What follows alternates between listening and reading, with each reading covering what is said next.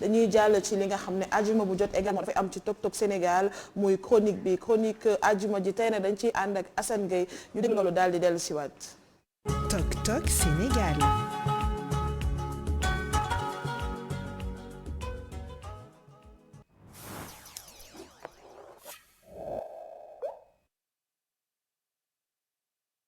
Les élections territoriales du 23 janvier 2022 seront largement scrutées. Elles vont préfigurer les législatives et peut-être même la présidentielle à venir. Dans ce contexte, un air de pré-campagne flotte aux quatre vents. Chacun, bref tout le monde, fait le dos rond. Personne d'ailleurs ne s'en cache. À côté de la propagande précoce, un conseil des ministres en urgence et une procédure similaire à l'Assemblée nationale ont été convoqués pour passer à l'adoption des modifications sur au moins 66 articles du Code électoral. Le communiqué du Conseil, ad hoc, de ce début de semaine, s'est félicité de l'actualisation consensuelle du texte. Sur les 25 points d'accord issus du dialogue politique, l'on retient principalement l'introduction du suffrage universel direct. L'électeur saura dorénavant, après avoir déposé son bulletin dans l'urne, sur quel maire ou quel président de conseil départemental il a porté son choix. C'est un élément de visibilité aux antipodes des arrangements ultérieurs en vase clos. Le manque de clarté débouche toujours sur la méfiance, la crise de confiance et les abstentions. Mais tout n'est pas encore au beau fixe. Des points substantiels de désaccord sont apparus. Il s'agit de ces citoyens, objets de déchéance exclus du champ politique. Au premier abord, on pense naturellement à Khalifa Sall et à Karim Wade. Le cautionnement, le bulletin unique, les organes de gestion et de supervision constituent aussi des pommes de discorde. L'ultime recours que constitue le président de la République va devoir trancher, arbitrer. En sa qualité de chef de l'État, Macky Sall doit se placer au-dessus de la mêlée et décider dans le seul but d'améliorer le processus électoral et en renforcer la transparence. Il ne doit plus souffrir de ce jugement qui se répand dans l'opinion, à savoir qu'il a fait reculer la démocratie. Décidément, la marée montante du coronavirus finira par brouiller tous ces plans. L'alerte du virologue, le professeur Souleymane Boub, nous demandant à nous résoudre à une troisième vague, n'était pas qu'une simple vue de l'esprit. Les centaines de nouvelles contaminations quotidiennes enregistrées ces derniers jours prouvent que les 4 variants se promènent comme des poissons dans l'eau. Au demeurant, le président a bien intégré que les restrictions ne peuvent plus être envisagées, surtout en cette période de tabaski, moment de brassage et de charge sociale écrasante. Reste à se faire vacciner, à s'appliquer les gestes barrières, mais aussi, c'est le principe de réalité, à vivre avec le virus. Tout homme bien portant est un malade qui s'ignore. La santé est primordiale, le salut ne l'est pas moins. Salutaires, les sanctions infligées aux étudiants coupables de voies de fait à l'université. Le ministre de tutelle a soutenu l'assemblée de l'université. La crise d'autorité ne peut pas s'adjoindre à la crise morale. La politesse, la discipline, le respect, ça compte aussi. Les amphithéâtres, l'école sont les conservatoires de la citoyenneté. Ils ont aussi franchi une ligne écarlate. Les danseurs de Wally Seck, ils ont pris un mois. Le Faramareen en chef, lui, ne supporte plus les attaques. Il a servi tous azimuts des sommations pour en finir avec les affabulateurs. Il doit se défendre et être en même temps plus regardant dans sa scénographie. En matière de spectacle vivant, le fils de John Seck est une fierté et un patrimoine. Or, un patrimoine, ça ne s'appartient plus. La cote de l'artiste est aussi fonction du lieu où il est exposé.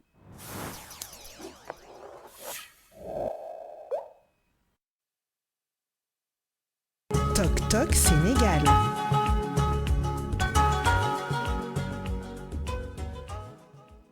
jërëjëf Assane Gueye mu ngi teew ci plateau bi dañ koy nuyu bu baax Assane di kontaan bokk ak yow plateau Toc Toc Sénégal. waaw jërëjëf sama ñu ngi lay ziare di la nuyu di am mbégte loolu bokk ak yow plateau bi. voilà fi nga daanee ci wax ji rek la ñuy yëkkatee maanaam ñëw nga ci li nga xam ne moo xew diggante fecckat Wally Seck yi nga xamante ne dañ leen teg daan ginnaaw ba ñu defee bisou sur scène. waaw loolu moom bon ils sont en prison actuellement. lu ñu def noonu kenn rafetlu ko ndax dafa ñaaw déjà et puis dëkk bu ñu nekk c'est un pays de pudeur nga xam ne ay waliw yu bëri ak des érudits ñoo fi tëdd. Tout à fait. amuñu droit def n'importe quoi et puis ban leçon la ñuy jox à la jeunesse à nos enfants ak tout ça il faut ñuy joxe ay exemple ak ay misaal yoo xam ne vraiment dafa rafet. léegi am na débat bu bëri autour du musicien Wally Seck wax naa ko ci papier bi moom vraiment tous les Sénégalais war nañ ko jàppale. parce que aussi mi ngi wane ay preuves. en termes de culture ak yooyu mais war na gën a xoolaat lu muy def sur scène naka lay defee sa chorégraphie ak tout ça parce que. tubaab dafa ne c'est quand on est situé au-dessus de l'arbre le plus haut de la forêt qu'on sent davantage le vent souffler. Tout à fait. comprendre boo nekkee ci kaw ak tout ça coow yi dafay bëri. ak yu demee moo tax loo mënti def pas boo mënti jéego boo mënti def. war nga ko xoolaat bu baax mais nag war nañ ko jàppale encourager ko et puis aussi wàññi jugement de valeur. parce que nit koo gis mi ngi ay junni ayib. yi nga xam ne bëggu kenn xam ko ak tout ça moo tax juger nit sans preuve sans pièce à conviction ak yooyu loolu dafa dangereux beneen mbir bi mooy Wally Seck c'est un grand artiste sénégalais am na succès bu bëri fii ci dëkk bi mais man ce que je lui aurais benn avis bi moo koy jox ak tout ça mooy qu'il se concentre sur son travail davantage. Pourquoi? Parce qu'il y a le défi de la scène internationale. Il y a les Nigérians, les Congolais qui percent de façon magnifique avec tout ça. Mais nous, les Sénégalais, à part Youssou Ndour et autres, Baaba Maal, Ismaël Lo, souvent, suñu musique du dépasser Sénégal ou la Gambie. Sénégambie. Il faut qu'on travaille davantage parce que la musique du ay caaxaan. conquête scène internationale je pense que mu ngi fi woon mu ngi ci déjà nag gisoon nañ ko ay temps mu dem États-Unis commencer ay collaboration pour mën a conquérir la scène internationale mais ça doit commencer déjà par les pays qui nous entourent. Afrique bi nii am na solo mais ñëw nga si également li nga xam ne moom mooy war a xool entourage am peut-être nit yi bu ñu waxee Wally comme ni nga ko waxee ci tubaab boo nekkee ci kanam. yow la ñuy joxe baamu tuuma bu fecc katam yi defee sax dérive on va dire les danseurs de Wally Seck parce que Wally mooy star bi Wally mooy musicien bi mais une préparation aussi de spectacle dañ koy préparer boo ko préparer répéter ko si ngay mën a éviter yenn dérive yi à la répétition. Très bien mais en tout état de cause il faut pas lui faire de mauvais procès parce que li xew l'autre jour ci concert u Médina bi Mire de bar moo génn tout ça Mire de bar c'est pour régler les couleurs les images ak tout ça kooku c'est technique ça n'a rien à voir avec lu ñu bëgg wax ak le drapeau et puis pour me résumer les musiciens avant ñoom Mozart fële en Europe ak tout ça c'était des génies c'était pas des hommes ordinaires moo tax damay réitérer rek lu ma wax mooy notre frère petit frère Wally Seck ak tout ça on lui conseille de davantage bosser pour conquérir la scène internationale parce que am na ay espaces yoo xam ne mën na ko jël au même titre que les autres musiciens du Sénégal. D'accord am na solo ñëwaat nga également ci leneen li nga xam ne actualité la je pense que ñëw nga ci politique bi. nga xamante ne moom la ñuy war a waxtaanee Assemblée nationale mooy modification code électoral bi. nga xamante ne déjà député yi commencé nañu lëlu. Ouais, c'est ça. Député yi am na séance ou session extraordinaire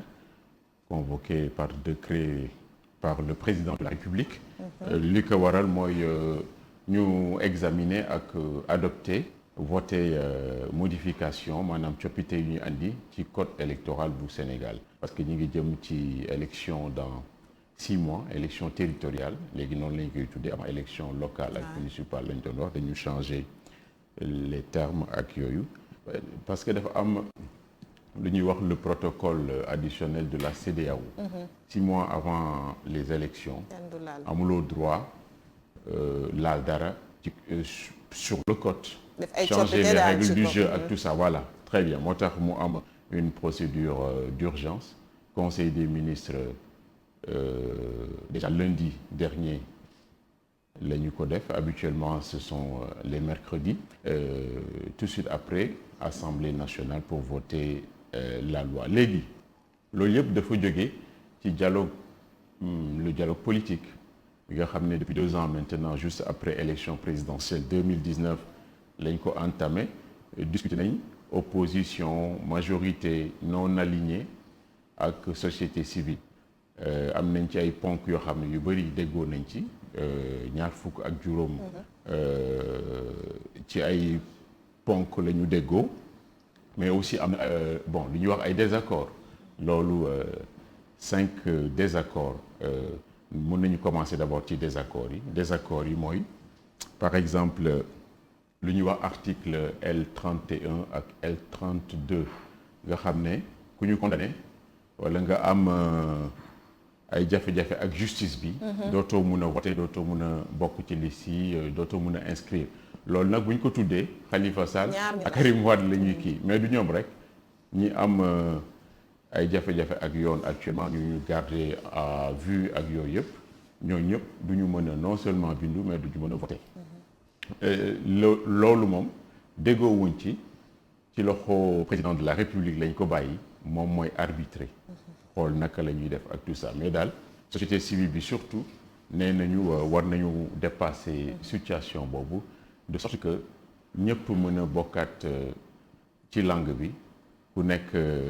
dem ci géew gi li nga am rek wala li nga mën rek nga wane ko am na aussi beneen point mooy bulletin unique déggoo wuñ ci bulletin unique mooy pour aller voilà c'est ça rapidement xob yi ak tout ça benn bulletin rek tous les candidats ñoo koy bokk voilà c'est ça dafay gaaw ak yu demee noonu loolu aussi déggoo wuñ ci am na aussi la caution mooy li ngay joxe avant voilà c'est ça majorité bi nee nañ 20 millions ak tout ça opposition ñoom leneen la ñuy wax loo xam ne moo gën a néew ak tout ça loolu aussi président moo koy àtte mais ci lu ñu déggoo lu gën a fës mooy léegi élection locale suffrage universel direct la maanaam la tête de liste bu ñu choisir rek bu rawee rek moom mooy nekk kii avant c'était en fait voilà c'est ça le conseil municipal ak yu demee noonu loolu ban jàngat lañ ci mën a def ak tout ça jéego bu baax la dans un premier temps parce que consensus am na ay waxtaan ak yooyu mais man li ma jàpp mooy Sénégal ñu ngi def un peu de surplace sur le plan démocratique ak sur le plan politique parce que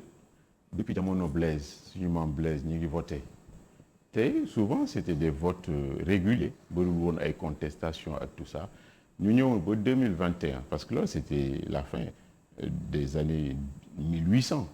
ak tout ça ñëw ba 2021 di waxaat ay bulletins uniques ay caution ay suffrage universel direct ou indirect ak tout ça man yaakaar naa loolu c'est du surplace toog benn place la war nañu parce que suñu dëkk bi c'est un phare démocratique maanaam dañoo dépassé woon ay dëkk yu bëri mais fu mu nekk nii des pays comme le Ghana le Cap-Vert ici ak tout ça mais ce sont des modèles actuellement te fu mu nekk nii ñu ngi ñuy dépassé moo tax vraiment war nañu xool l'intérêt supérieur du pays en termes de démocratie def loo xam ne moo gën ci dëkk bi mais non pas seulement di xalaat le prochain mandat wala mon intérêt égoïste ak yu demee noonu loolu on ne travaille pas pour les générations futures. am na solo mais Pape Aliou Sarr moom nee na dañu def sur place démocratique mais bu ñu xoolee ci dialogue bi le dialogue a été fructueux parce que 5 points rek la ñu juboowul mais ci juróom fukk ak juróom juboo nañ ci mën nañu ñaar fukk ak juróom donc mën nañu wax c'est pas un bilan mitigé mais quand même c'est positif on va dire. xam nga dialogue moom kenn ci yaakaar un consensus total il faut des compromis parce que dafa bëri ay partis yu ko composé mais partis de l'opposition pouvoir société civile ak ñoo xam ne si ñu ngi nekk les non alignés jàpp defe naa ñaar yi nga xam ni wala benn bii nga xam ne nekk na ci point d'accord bi te mu gën a fës mooy élection au suffrage universel direct parce que ñëpp xamoon ni liste député yi daa amoon ñu ci doon dugg wala liste maire yi daa amoon ñoo xam ne ci doon dugg ñu dem ba conseils municipaux ñooy voté donc vote indirect la te maire dañ koy élire comme le président de la République comme les députés d'ailleurs bi ci des mooy suppression parrainage bi nga xam ni mu ngi doon créer na tension ci élection présidentielle 5 rek dem ci élection présidentielle donc c'est une course contre la montre bu président lancé parce qu'il y a le protocole additionnel de la CEDEAO on peut parler également de l'heure sénégalaise pourquoi au dernier moment à chaque fois ñu bëgg saucissonner def modifier code électoral bi wax na léegi Cap-Vert il y a le Botswana qui ont déjà réglé ces affaires démocratiques en tout cas ce qui est sûr mooy 2019 ba 2021 organiser une élection locale les maires ont certes la légalité mais non plus la légitimité parce qu'un maire également il est élu par les populations te soo demee ba 2019 on a ajouté encore 2 ans te 2021 janvier 2022 moom leer na président leer na ni élection locale dañ ci tenir mais on a les législatives de 2022 on a la présidentielle de 2024 donc ce sera une succession d'élections te suñu waxee succession d'élections je donne tout simplement un exemple ceux qui ont déclaré leurs candidats sont soit des ministres soit des directeurs généraux donc voilà donc est-ce que dañuy am ay vacances de poste dem campagne est-ce que le pays va fonctionner normalement donc ce sera 3 ans d'élection 3 années d'élection dans un contexte de pandémie avec tout simplement des demandes sociales beneen bi sujet bu mu kii rek mooy affaire Wally Seck bi c'est